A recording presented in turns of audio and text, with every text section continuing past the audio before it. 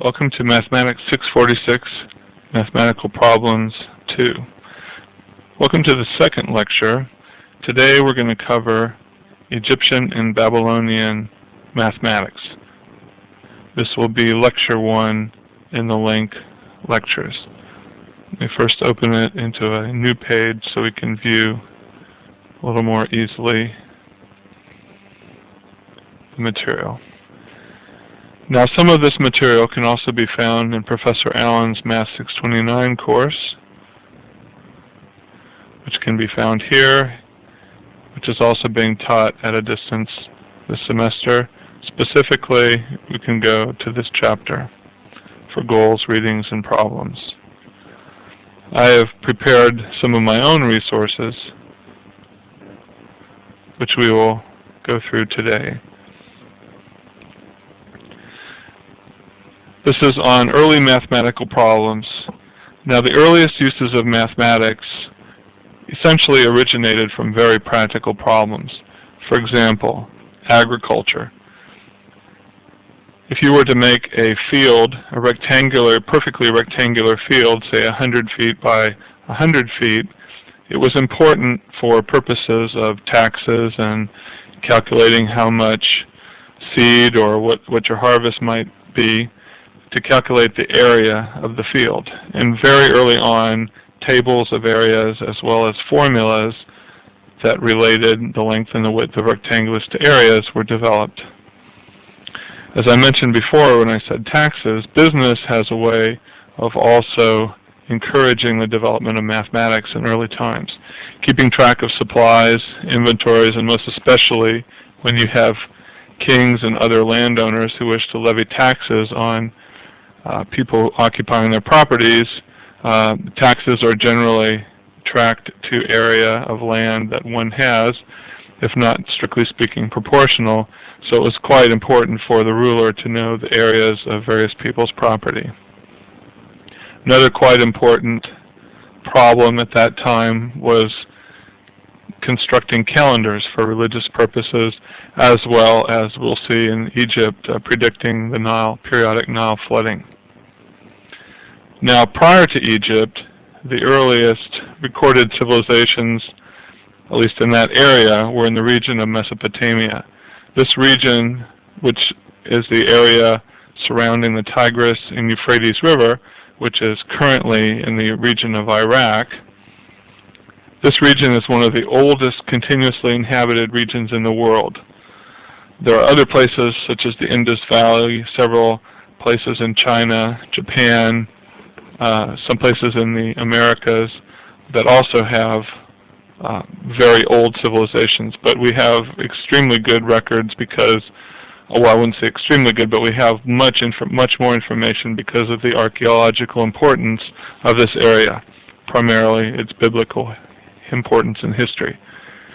Now, the earliest peoples to inhabit this region were the Sumerians, peaking in about 2350 BC. This is 4,300 years ago, followed by the Akkadians, then by the Assyrians and the Babylonians for about 1,500 years, then followed by the Persians, 539 BC to 331 BC, then Alexander the Great and the Greek occupations to 138 BC, then the Parthians, Sasanians, finally, after the birth and death of Muhammad, the Arab peoples and the Islamic cultures.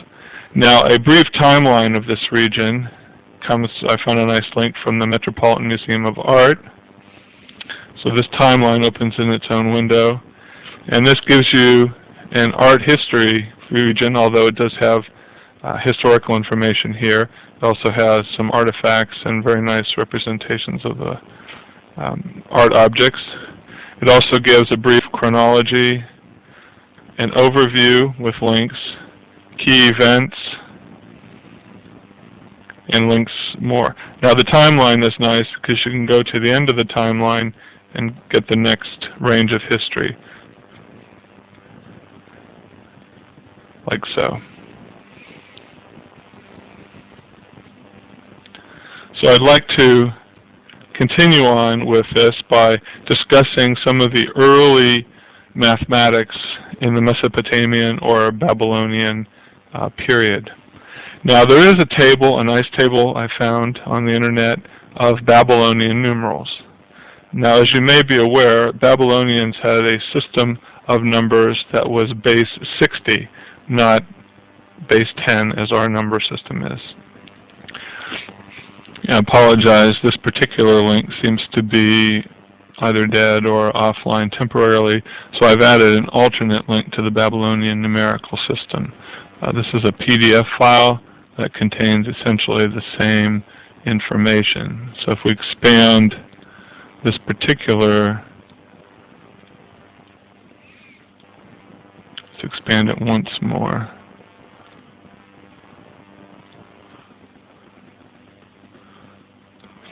Okay, so as we see, what these symbolize are markings on a cuneiform, markings on a tablet. Cuneiform comes from the old word cuneos, which is wedge.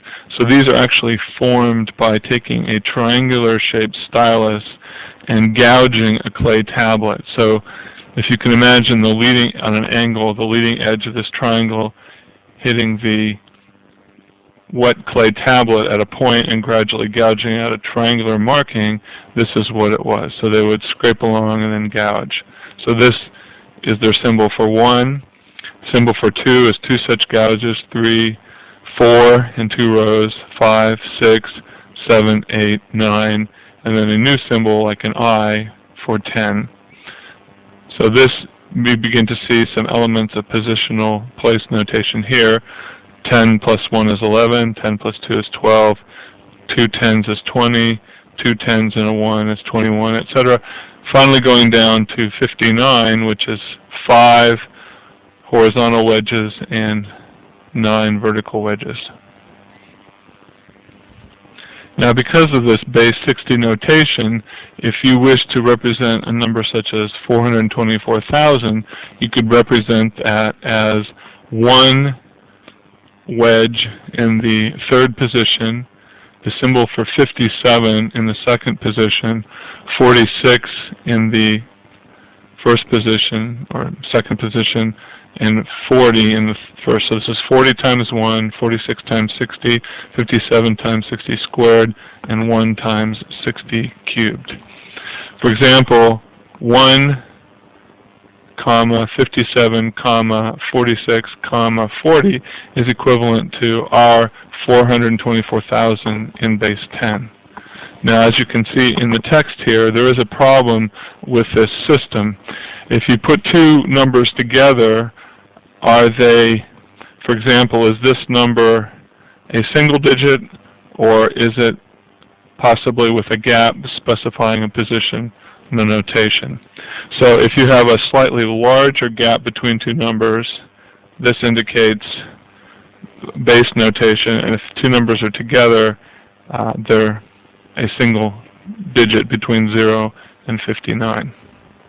A more serious problem, as it indicates, is that there were in fact no zeros to represent an empty position. So if, for example, there weren't anything here, you would have to have two gaps, but there wasn't a symbol that specified a gap, and there certainly was not a 0 that we understand as a 0 times 60 squared, say. 0 is in fact a much later numerical invention. So as it says here, a more serious problem is the fact that there was no 0. Now, an empty place in the middle gave them problems, and here is an example of some arithmetic. The algebraic statement 2, 27, that is 2 times 60 plus 27 squared, is 6 times 60 cubed plus, or 6 times 60 squared plus 0 times 60 plus 9.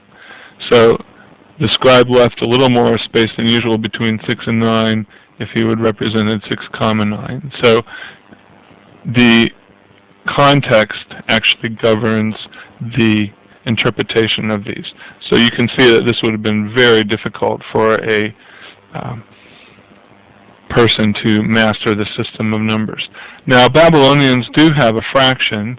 For example, you can have 1/60th, a certain number 60th squared, and 30/60th squared. So most of this was, again, done in context. Now, I'd like to do an aside to explain one theory of why the Babylonians had base 60 as their system for numeric. As we mentioned, the Babylonians had a system of base 60, so any multiple of 1/60th, or 1/60 squared, could be exactly represented. So base 60 would imply, say, that 1/60th would be that symbol, and 2/60ths would be two such symbols together, two wedge-shaped symbols. There was no fraction as we know it. This would be to the right of 1. So, leaving that aside for the moment, you can see certainly that 1/2 is exactly represented by 30/60. 1/3 is exactly represented as 20/60, which would then be 3 of these symbols. Again, the fraction is known by context. 1/4 would be 15/60, so this would be a symbol for 10, and 1, 2, 3, 1, 2. 1/5 would be 12/60. 1/6 would be 10/60. So that would be 10. This would be 10 plus 2 symbols this way. Now you can see that it exactly represents the simplest fractions: 1/2, 1/3, 1/4, 1/5, 1/6. Excuse me, that should be erased here, so let me erase that. Now 1/7 is of course a problem because that is not known as or was not obviously known as 60. It's a repeating decimal, and the Babylonians much preferred integers and do everything in nice round numbers. But you can see that 60, base 60, is one of the smallest least common denominator, if you will, that would allow you to express these simple fractions as exact numbers in the Babylonian system. Now this is a somewhat compelling argument for perhaps why the Babylonians chose base 60.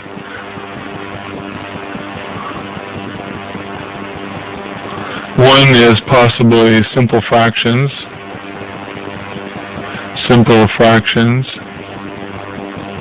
representation.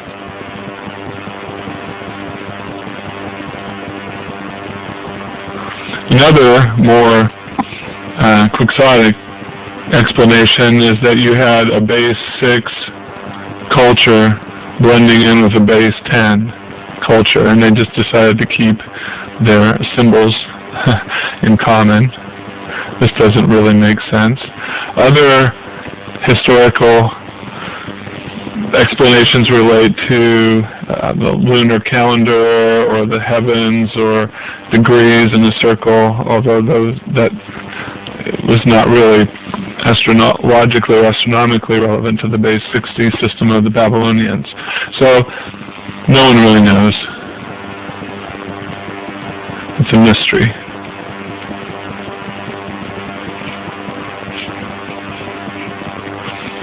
So I'll give extra credit for anybody who resolves this mystery to the satisfaction of historians. Here, in fact, is a written discussion of some of the issues we just raised. So the question of why Babylonians had a number system base 60 The answer is possibly they inherited it from the Sumerians, but why did the Sumerians use base 60? We don't know.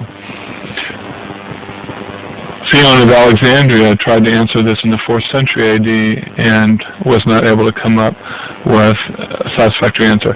Theon's answer was what I just illustrated, that it was the smallest number divisible by 1, 2, 3, 4, and 5, as well as 6, and so the number of divisors for simple fractions was maximized. A base number of 12 might be a more likely candidate if this were the reason. He goes through a base 12, like for British measurements, there were 12 inches a foot, 12 pennies in a shilling, etc. Another theory is based on the weights and measures that the Sumerians had. Some were based on astronomical events. Some theories are based on geometry. Who knows? He does have an interesting theory of counting up to 60 using 2 hands, which is rather exotic. So I leave it to you perusal. This reference, by the way, is essentially a PDF version of this reference here. Now there's an example of Babylonian algebra. Now, we must remember that the Babylonians did not have symbolic variables, so everything was a quantity, and in fact a specific quantity in a specific problem. So they might say what a quantity multiplied by 2 is equal to 20, what is no quantity? So that's as close as they had to a variable. They also solved algebra less systematically than we have, since they did not have a symbolic algebra or a symbolic equation capability. But they were able to solve quadratic equations, and they in fact had tables of squares, cubes, exponents from the integers 1 to 30. They were also using tablets to solve cubic equations of the form x cubed plus x squared equals b.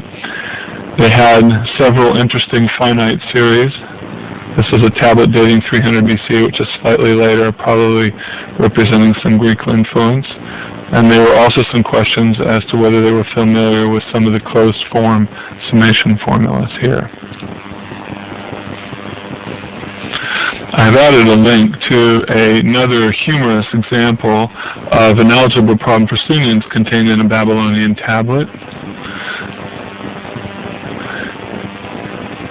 So the problem that's translated off of this cuneiform tablet is 4 is the length, 5 is the diagonal, what is the breadth?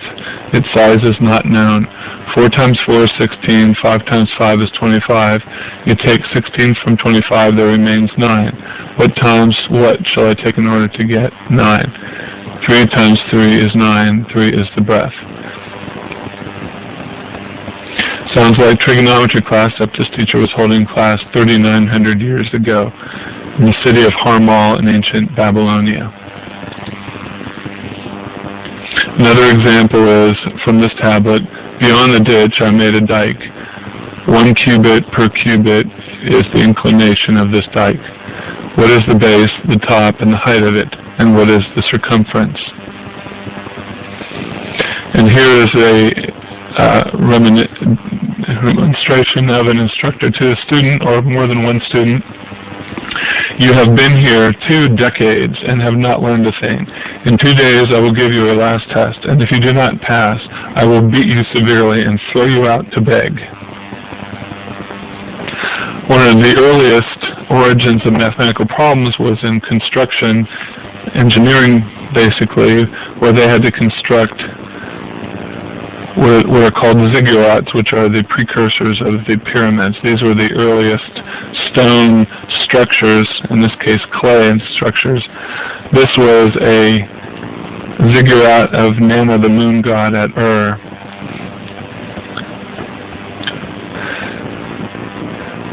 Now, as it says here, the greatest surviving evidence of Babylonian mathematics is construction.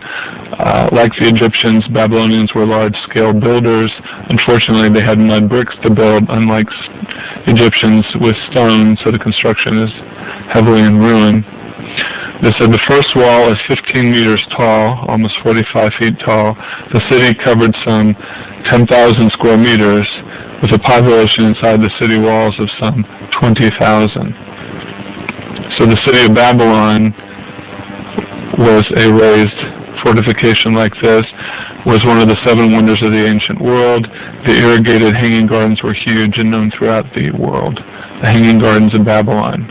And this is an example. This is a huge cat dump truck right here, and there's a figure of a woman right here. So this is an actual photograph of the site. Another example, leaving algebra for the moment, is that of Babylonian geometry. Babylonians were aware of some of the connections between algebra and geometry, much earlier than Descartes, obviously. They included terms such as length and width in their algebraic solutions. However, they were not, strictly speaking, variables, but they did indicate quantities. The Babylonians were aware of the Pythagorean theorem. They were aware of some of the fundamental facts of isosceles triangles, and they were aware of the proportionality of corresponding sides of similar triangles. They did have a formula for pi, which is equivalent to 3, as I'll demonstrate. An early formula that the Babylonians used was if you take a circle of circumference c,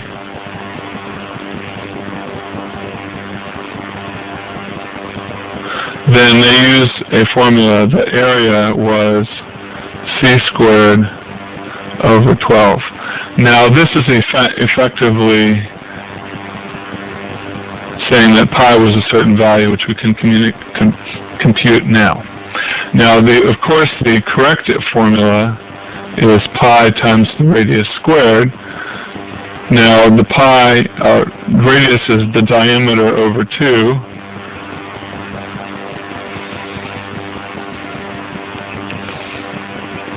So this is pi times d squared over 4. And in terms of the circumference is in fact pi times the diameter. So d is exactly the circumference over pi. So this is pi times c squared over pi squared times 4. If we cancel out, the correct formula is c squared over 4 pi. So if you compare this formula, which is exact, with the approximate formula of the Babylonians, this is equivalent to assuming pi is 3. And as we see here, examples indicated they did have an estimate of pi as 3. They estimated the circumference as 3 times the diameter. An improved approximation was 3 1/8. Another interesting example of the sophistication of Babylonian mathematics is a tablet called Plimpton 322. It's in the Plimpton collection at Columbia University, catalog number 322. It was dated between 1900 and 1600 BC, and it in fact is a table of Pythagorean triples. A Pythagorean triple are the sides of a right angle, which are integers, so 3, 4, 5 is a primitive Pythagorean triple. If you multiply it by 3, 9, 12, 15 is a Pythagorean triple, but it's not a primitive Pythagorean triple. This tablet here, which is represented in this table here, is a table of primitive Pythagorean triples. And in fact, there is some evidence that they were also constructing secants in the column that's down there. So this is an early trigonometric or algebraic tablet which allows them to do computations with angles of right angles with integers. The Babylonians were tremendous fans of integer arithmetic. As you can tell, since they had no notion of repeating decimal, they were forced to essentially have fractions which are terminating. Another example that comes from Babylonian astronomy is here, and you can take a look at this link. Now, this is an example of the way the Babylonians actually solved their arithmetic problems, and it is not very pretty to look at, but you can look at the details here. So, to summarize, for the Babylonian system, the number system is base 60, not 10, and no one now knows the reasons for this choice, and it was an early historical problem. Even the Greeks were wondering why they chose this in 400 AD. There is no symbol for 0, which is a tremendous problem, although they had a placeholder later on. There are fractions such as 1/2, 1/3, and 2/3 that had unique symbols, but they did have a positional notation and a base representation. As I pointed out, there were no variables, so algebra was essentially done on a case-by-case, example-by-example problem. Methods were used because they worked. They were very happy with fractional answers, even though the exact formulas would have been better. For example, the formula that they had for calculating area is off by about 5%. Tables of fractions, square roots, cube roots were created, and they used, as I said, 3 as an approximation to pi. Now, this is a very early 4,000-year-old system of algebra and geometry, but it's crude by current standards. I'd like to now discuss, a little bit later in history, discussion of numbers and geometry that comes through the Egyptians. A table of Egyptian numerals can be found here. I apologize, this link appears to be not working for some reason. I've added another reference for Egyptian numerals. This is nice, it's in color. Now, as early as 3500 BC, they had symbols for 1,000, 10,000, 100,000, and 1,000,000. A single stroke. Now note this is on papyrus, not cuneiform tablets, so we don't have that little chiseled symbol here. It's just a stroke of a pen. So 1 stroke is 1, 2 strokes is 2, etc., up to 9 strokes. The symbol for 10 is an upside down U, which is a hobble for cattle. 100 is a coil of rope. 1,000 is a picture of a lotus plant. 10,000 is a finger. 100,000 is a frog. And 1,000,000 is a representation for a god with their arms raised above their head. Now, they did not have positional notation quite the same as we did, but the larger numbers are written to the left, the smaller numbers to the right. So this was 3, 2, 4, 4, or 3,244. 2 times 10,000, 1 times 1,000, 2 hundreds, 3 units of 10, and 7, etc. There's some examples of math problems here, and some of them are fairly amusing. It does note that there was a symbol for 0, which is this circle with a cross on the top, a key, which they used in some construction problems. They also had a better value for pi, 3.16, and they used that in construction. Again, this particular site, the link is down, so I'll have to skip that for now. But let's cover an example of Egyptian algebra. Egyptians, scientists or engineers, mathematicians were able to solve simple as well as more complex equations, even up to arithmetic and geometric series. So a simple algebraic problem is 100 loaves of bread, Peso 10, are to be exchanged for a certain number of loaves of another kind of bread, Peso 45. What is the number?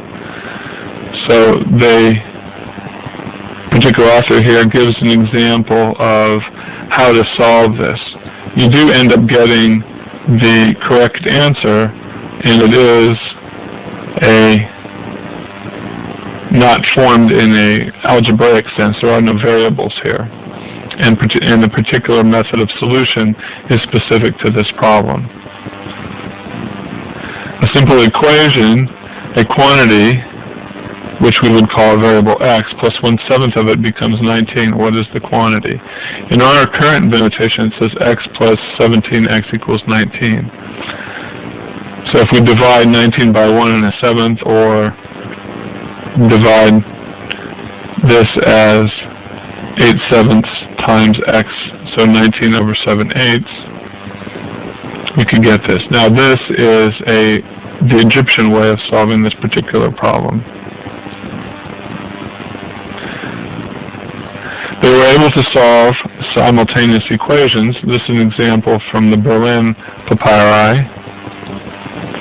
You are told the area of the square of 100 cubits is equal to that of two smaller squares. The side of one square is 1/2 plus 1/4. They did not have a symbol for 3/4 of the other. What are the sides of the two unknown squares? This is an example of two simultaneous nonlinear equations. And it goes through the Egyptian algorithm for solving this particular problem. They also have examples of arithmetic and geometric series.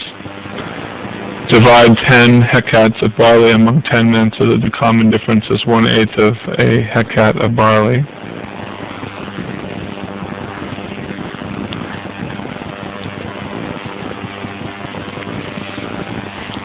In this particular link, the next link on the page, talks about Egyptian geometry, determining the value of pi, and the Pythagorean theorem.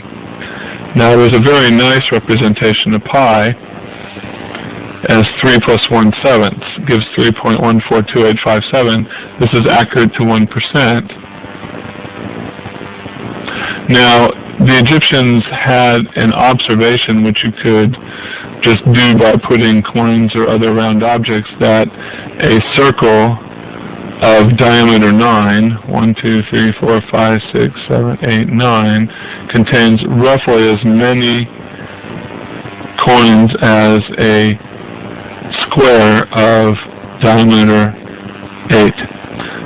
So if you take a circle and put in 2, 4, 6, 8, 64 coins, you can place them in this. So what that means, if we look at this as a algebra problem, is the following representation for pi. So if we have a circle of diameter 9, if the area is approximately equal to a square of side 8, we have 8 by 8 is the mathematical area, which they well knew of this, and if you just put 64 coins in this, you would have pi times the diameter squared. 9 squared is approximately 8 squared. So this gives you a formula for, it's actually pi r squared. So pi times the radius squared, so this is over 2, of course. So this would say that pi is approximately 4 times 8 squared over 9 squared. And if you put this into a calculator, this is equal to the following number. This is equal to 3.1605. So this is a fairly good approximation, and it essentially comes from an observation that any child could do by just rearranging pennies. In fact, this is sort of the early precursor to squaring a circle, although this was not an attempt to solve this in its complete entirety. They did not look at this as an abstract problem. Continuing on with this reference, we actually have two references to two papyri that are very ancient that contain a large amount of mathematics problems. The first one is the Moscow papyrus, and the second one is the so-called Rhind papyrus. So if we link to the Moscow papyrus, we have problem 10 here. This is the original problem, which is not so good. There's the text, the translation. So an example of calculating the surface area of a basket or a hemisphere. Now there's also the Rhind papyrus. Here's problem 14.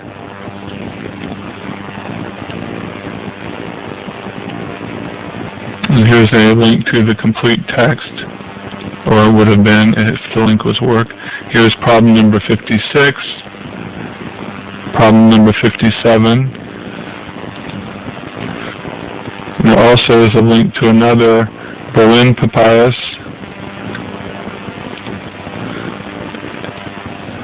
And the Rhind papyrus contains a table of 2 over n.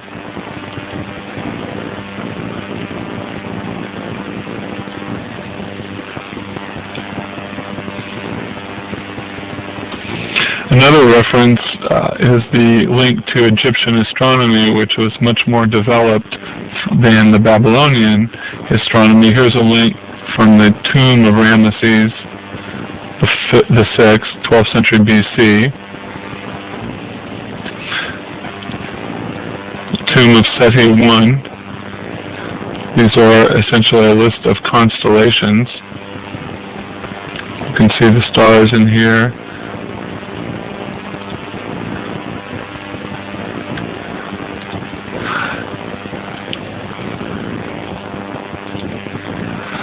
I would note that the Egyptians had a very limited positional notation. They don't strictly, the Babylonians had a more precise positional notation. The fact is they did not use 0 for use as a placeholder in numerical position, although they had some concept of 0 for accounting purposes, and even some concept of negative numbers. Now, according to Herodotus, who was a very famous Greek historian of later generations relative to them, the geometry in Egypt was developed in order to determine the boundaries of the land after the periodic flooding of the Nile. Now, the Nile floods on an annual basis because of the waters in the upper Nile accumulating and then flooding the delta. Now, every year this would happen, and of course farmers were quite interested in order to reconstruct their farmland to get another year crop cycle. They needed to know the boundaries of their land and their acreage. Also, the pharaohs and other tax gatherers were interested in this too. So one could see that the Egyptians were quite interested in developing tables of areas and finding solutions of surveying type problems, such as areas of circles and arcs and non-regular trapezoids. They also had a fairly accurate representation for pi, 4 times 8 over 9 squared, or 16 over 9 squared, 3.16049. Now one can see from looking at both the Babylonian and the Mesopotamian mathematical systems, let's blow this up a slight bit, that mathematics was empirically developed from very practical problems, such as surveying or construction of calendars, things like this. The methods were justified by the fact that they worked. There were no symbolic variables in either system. There was not really a conception of abstraction or generalization. The fact that you could have formulas to represent areas of arbitrary figures. Although they did have tables of Pythagorean triples and things like that. So they were actually able to solve a large variety of problems just by having extensive tables. They did not really have a concept of a rigorous proof or even a plausibility arguments. Mathematics developed as a tool, not yet as a discipline. As we will see in our next lecture, which would be on Greek mathematics, the Greeks had a much more contemporary approach to mathematics. In fact, the Greek mathematical treatises, such as Euclid's Elements, survived virtually intact up until the 18th and 19th century in schools. Euclid's Elements was a standard text. So this ends the first lecture on the ancient origins of Egyptian and Babylonian mathematics, and I hope you see that at this point, although they have some sophistication, they are limited in the kinds of problems that they can pose. Every approach essentially demands a heuristic approach or a table of steps that they can follow. It would be very difficult to describe to a new scribe, if you will, the procedures for solving a practical problem. They would have to go through example by example until they learned essentially the algorithm. So they might know the algorithm, but not the reasons why the algorithm worked, nor could they extend it to different problems that were related. This, of course, is a current problem. Students often will learn a method but not understand why it works nor how to apply it to slightly different problems. The triumph of abstract mathematical thought was left to the Greeks about 1,000